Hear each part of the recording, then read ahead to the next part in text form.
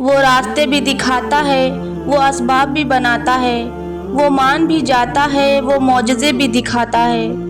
بس ناممکن لمحوں میں بھی دعا مانگتے رہیں، کیونکہ وہ یقین رکھنے والوں کو کبھی خالی واپس نہیں موڑتا۔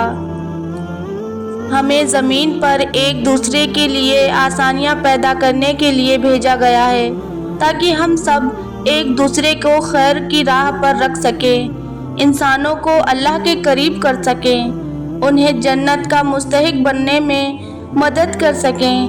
اور اگر ہم یہ آسانیاں تقسیم نہیں کر سکتے تو اپنی زندگی کی اہم عبادت سے ہاتھ دھو بیٹھتے ہیں۔ جو خوشیاں اللہ سے غافل کر دیں، جو تعلق اللہ کو ہی بھلا دیں، جو کام نماز تک چھڑوا دیں، وہ کام، وہ خوشی، وہ تعلق دھوکے کے سوا اور کچھ بھی نہیں۔ کسی فیصلے کے وقت اگر بات قرآن تک پہنچ ہی جائے تو فیصلہ قرآن پر ہاتھ رکھ کر نہیں بلکہ اس کے اندر سے پڑھ کر کریں۔ اللہ کے سوا کون ہے جو تنگی کو آسانی میں بدل دے، تکلیف میں راحت کا سامان کر دے، آنسوؤں میں بھی مسکراہٹ بھیج دے، بیماری کو بھی شفا یاب کر دے؟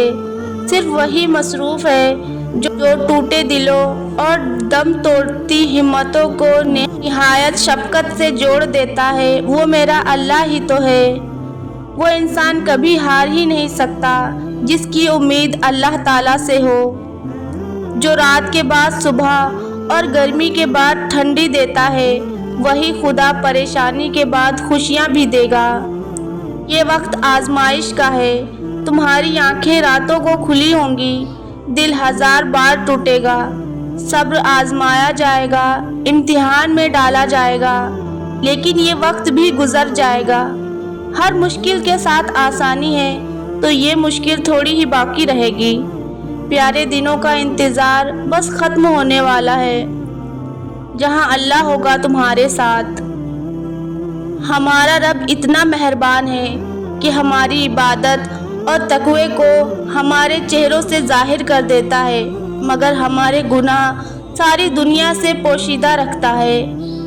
وہ رحیم رب ہے، اس دعا سے واقف ہے جس کے لیے ہاتھ اٹھتے ہوئے آپ کا دل تکلیف سے پھٹ رہا تھا۔ تم کہتے ہو کہ یادداشت برداشت سے باہر ہو گیا۔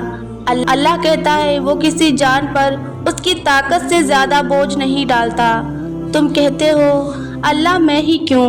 وہ کہتا ہے کیونکہ میں تم سے محبت کرتا ہوں، اور اللہ جس سے محبت کرتا ہے ان کو ہی آزمائش میں ڈالتا ہے۔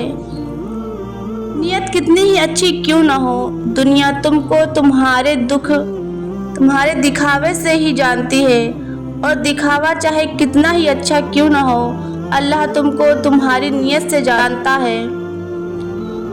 انسان کی یادداشت چاہے کسی بھی چہرے کو محفوظ نہ رکھے، مگر اچھے و برے سلوک کو ضرور محفوظ رکھتی ہے۔ لہجہ لوگوں سے ساتھ ایسا حسن سلوک اختیار کریں کہ جب جب آپ کسی کو یاد آئیں تو آپ کے لیے دل سے دعا نکلے۔ کیا آپ جانتے ہیں اندھیرے ہماری زندگی میں کیوں آتے ہیں؟ کیونکہ ہم اللہ کا راستہ چھوڑ دیتے ہیں اور خود کو غلط بھی نہیں سمجھتے۔ نیکی دل میں نور اور عمل دل میں قوت پیدا کرتی ہے، اور برائی دل میں تاریکی اور عمل میں ضعف و کمزوری پیدا کرتی ہے۔ صبر ہوتا نہیں ہے، صبر کیا جاتا ہے، اور صبر وہی کرتا ہے کہ اپنے اندر مجھے ہر طوفان کو خود میں تھام کے اسے ختم ہونے کا انتظار کرنا، اپنی شدتوں کو خود میں اس طرح قید کر لینا کہ معاملہ صرف اللہ کا رہ جائے۔ ایک بیج بغیر آواز کے باہر نکلتا ہے، لیکن ایک درخت زمین پر زبردست آواز کے ساتھ گرتا ہے۔ تباہی آواز رکھتی ہے اور تلخی خاموشی۔ یہ خاموشی کی طاقت ہی خاموشی سے جئیں۔ دعائیں تبھی اثر کرتی ہیں جب انہیں صبر کی مہر لگا دی جائے، اور صبر یہ نہیں کہ اللہ پاک سے مانگنا چھوڑ دو، بلکہ صبر تو یہ ہے کہ لوگوں سے کہنا چھوڑ دو۔ جب ناممکن حالات کے باوجود تم دعا کرنا نہیں چھوڑتے، جب تم اللہ کا کامل یقین رکھتے ہوئے دعا کرتے ہو تو اللہ تمہارے لیے وسیلے بنا دیتا ہے۔ نماز شیطان کی شکست اور مومن کی جیت ہے۔ اللہ رب العالمین ہم سب کو 5 وقت کی نماز قائم کرنے کی توفیق دے۔ لوگوں کی نظروں میں اچھا لگنا اہم نہیں ہوتا، اللہ کی نظر میں اچھا لگنا اہم ہے۔